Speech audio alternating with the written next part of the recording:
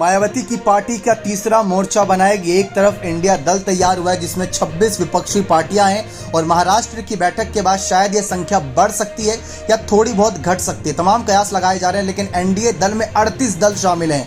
तो एक तरफ इंडिया, एक तरफ एनडीए और बसपा किस तरफ जाएगी, ये बात साफ कर दी गई कि बसपा अकेले ही चुनाव लड़ेगी। ये बात मायावती के भतीजा आकाश आनंद ने फिर से सभी को याद दिला दी। लेकिन खबरें इस तरफ इशारा कर रही हैं कि बहुजन समाज पार्टी तीसरा मोर्चा बना सकती है। मायावती के भतीजे आकाश आनंद ने कहा कि कांशीराम के आदर्शों पर चल रही है उनकी पार्टी, जिनकी एकमात्र सोच समता मूलक समाज की स्थापना करना था। पार्टी प्रमुख मायावती के मार्गदर्शन में बसपा को राज्य की राजनीति में तीसरे मोर्चे के रूप में आम जनता का जबरदस्त समर्थन मिल रहा है। हमारे प्रतिद्वंदी निराश में भ्रामक खबरें फैलाने के लिए हथकंडा अपना रहे हैं। हमें इस मुद्दे पर सावधान रहना चाहिए। गठबंधन को लेकर बसपा का रुख बिल्कुल स्पष्ट है, ये बात साफ कर दी गई। लेकिन आप सभी को बता दें कि बसपा की मुखिया मायावती ने पहले ही दावा किया कि उनकी पार्टी 2024 का चुनाव अकेले लड़ेगी। लेकिन उसके बाद जब दो यहाँ पर बैठकें हुई विपक्षी दलों की और जब दिख रहा है मायावती को कि कहीं ना कहीं महागठबंधन बनता नजर आ रहा है और मायावती की नजरें मुंबई वाली बैठकों पर भी रहेंगी, लेकिन तभी उन्होंने ये ऐलान किया कि गठबंधन हम करेंगे, लेकिन उन पार्टियों से करेंगे जो एनडीए में भी शामिल नहीं है और इंडिया में भी शामिल नहीं है। तो ये बात मायावती की पार्टी के द्वारा साफ कर दी गई। लेकिन आप सभी को बता दें कि किस तरीके से निकाय चुनाव में जो भी रणनीतियां मायावती ने बनाई वो सारी फेल होती नजर आई थी।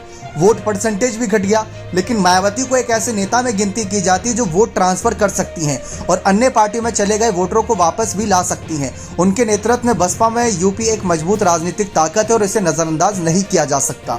इस बीच बीएसपी यूपी में ग्रामीण मतदाताओं तक पहुंचने के लिए गांव चलो अभियान भी चला रही है। यानी पार्टी खुद तो मजबूत हो रही है, साथ ही साथ पार्टी दूसरी पार्टी जो क्षेत्रीय पार्टियां हैं जो अभी तक एनडीए और इंडिया किसी में शामिल नहीं हुई, उनको एक अपॉर्चुनिटी दे रही है अपने आप को साबित करने के लिए।